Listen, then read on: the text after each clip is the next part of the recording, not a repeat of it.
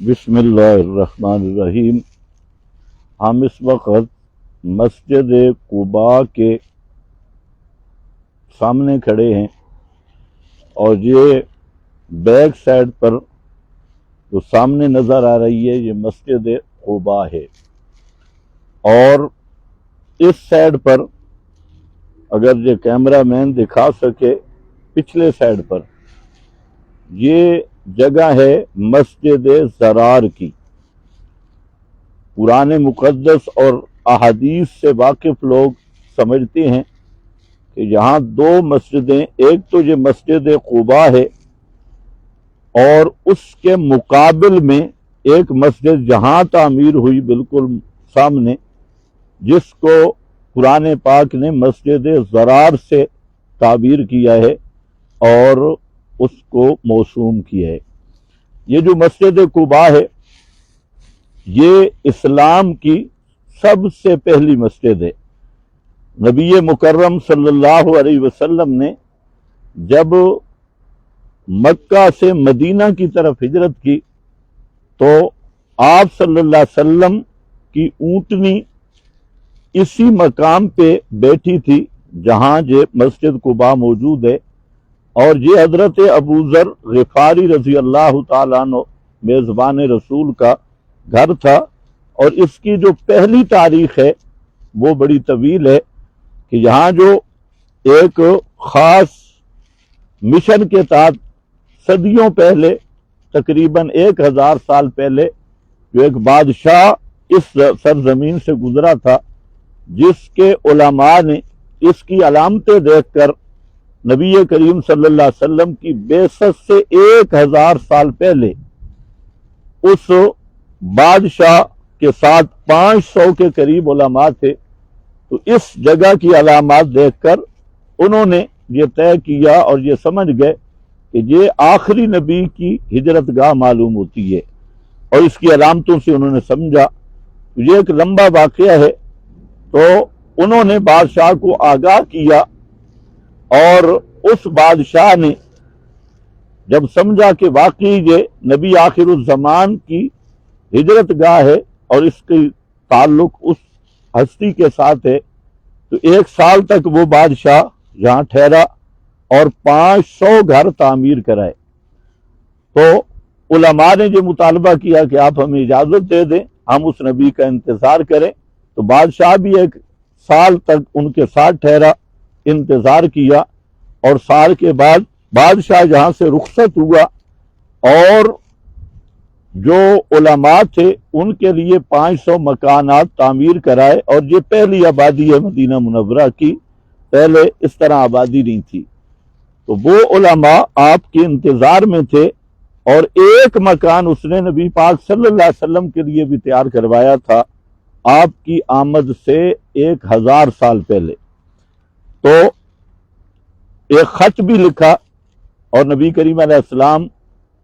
کی طرف لکھا، جس کا مضمون بھی بڑا لمبا ہے،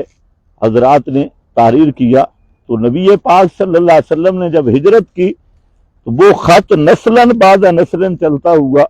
آپ صلی اللہ علیہ وسلم کے سامنے بھی تاریخی روایات کے مطابق پیش کیا گیا اور آپ کو سنایا گیا، جس میں اس طبہ بادشاہ کے ایمان لانے کا تذکرہ بھی تھا اور شہادت کی گزارش بھی تھی۔ تو یہ جو مکان تھا حضرت ابو ذر غفاری کا، جو مسجد سامنے نظر آ رہی ہے، یہ بے عین ہی وہی جگہ تھی جیسے مورخین نے لکھا جہاں طبہ نے نبی پاک علیہ السلام کے لیے مکان تیار کیا تھا۔ تو بہرحال یہ وہ اسلام میں اور ہجرت مدینہ میں سب سے پہلی مسجد ہے، اور یہ مسجد نبی کریم علیہ السلام کو اتنی محبوب تھی کہ آپ تقریباً ہفتے کے دن وہاں مسجد نبوی سے پیدل چلتے، اور اسی راستہ سے آج الحمدللہ ہم نے بھی وہی پیدل والا راستہ لیا اور پیدل چل کے آئے ہیں، تو آپ پیدل چل کے اس مسجد میں تشریف لاتے، اور پھر آپ صلی اللہ علیہ وسلم کا فرمان ہے کہ مسجد قباء میں جو نماز پڑھے گا تو اس کا ثواب ایک عمرہ کے برابر ملے گا۔ تو آپ صلی اللہ علیہ وسلم نے اس کی ترغیب دی۔ تو یہ سامنے جو ہے مسجد ضرار، یہ منافقین نے مل کر ایک مسجد بنائی، اور ان کا مقصد تھا کہ اس مسجد کو ہم رسول اللہ صلی اللہ علیہ وسلم اور صحابہ کرام کے خلاف ایک چھاؤنی کے طور پہ استعمال کریں گے، نام مسجد کا ہوگا۔ تو ان منافقین نے بڑی خوبصورت شکلیں اور تسبیحات اور ظاہری بڑی ٹیپ ٹاپ ہفت اقسام بن کر انہوں نے نبی پاک صلی اللہ علیہ وسلم سے گزارش کی کہ آپ تشریف لے آئیں اور ہمیں مسجد کا افتتاح فرما دیں۔ تو اس وقت نبی پاک صلی اللہ علیہ وسلم تبوک کے سفر کی طرف جا رہے تھے، تو آپ صلی اللہ علیہ وسلم نے فرمایا جب میں واپس آؤں گا تو میں مسجد کا افتتاح کروں گا۔ تو جب آپ تبوک کے سفر سے واپس تشریف لائے تو یہ منافقین صدقے یا رسول اللہ لبیک یا رسول اللہ کے نعرے لگاتے آپ کے سامنے آ گئے اور انہوں نے گزارش کی۔ تو نبی پاک صلی اللہ علیہ وسلم حسب وعدہ ان کے پاس آنے ہی لگے تھے کہ اللہ تعالیٰ نے پیارے پیغمبر کو آگاہ کر دیا کہ لا تقم فی ابدا، میرے پیغمبر یہ عنوان اور صورت مسجد کی ہے لیکن مقصد شرارت کرنا ہے اور مقصد کفر اور شرک کی پناہ گاہ اور قلعہ بنانا ہے، اس لیے لا تقم فی ابدا، آپ اس مسجد میں کبھی نہ جائیں، اور آپ جائیں اس مسجد کی طرف اس سے سا التقوی جس کی بنیادی توحید پہ ہے، اور وہ مسجد قباء ہے۔ تو اس مسجد قباء کے مقابل یہ مسجد ضرار بنانے کی کوشش کی گئی،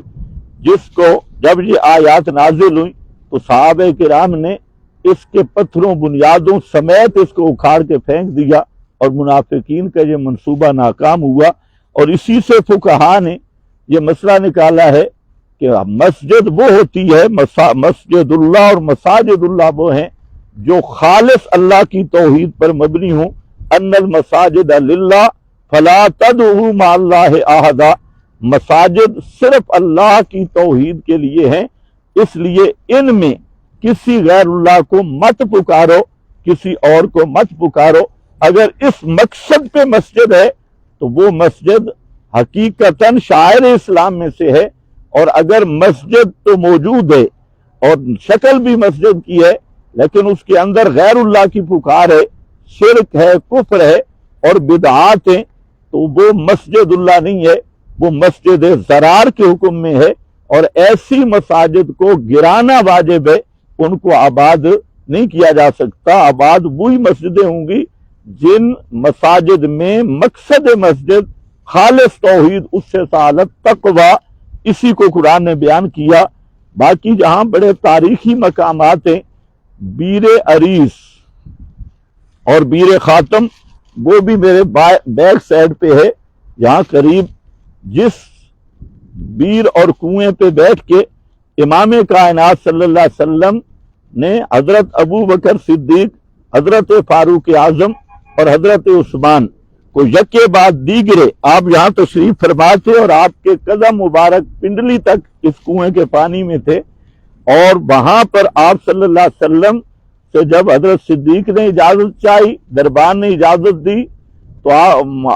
دربان نے پیارے پیغمبر سے پوچھ کر اجازت دی، تو آپ نے فرمایا کہ بشروا بالجنہ۔ تو اسی طرح حضرت عمر، اسی طرح حضرت عثمان، تو تینوں کو اللہ کے رسول صلی اللہ علیہ وسلم نے یہاں اس کنویں کے پر بیٹھ کر جنت کی بشارت دی۔ اس کے علاوہ جو معلومات ہیں، انشاءاللہ ابھی نماز کا وقت ہونے والا ہے، مسجد قباء میں نماز پڑھیں گے، اور پھر اگلی تقریر انشاءاللہ جاری رہے گی۔ وآخر دعوانا الحمدللہ۔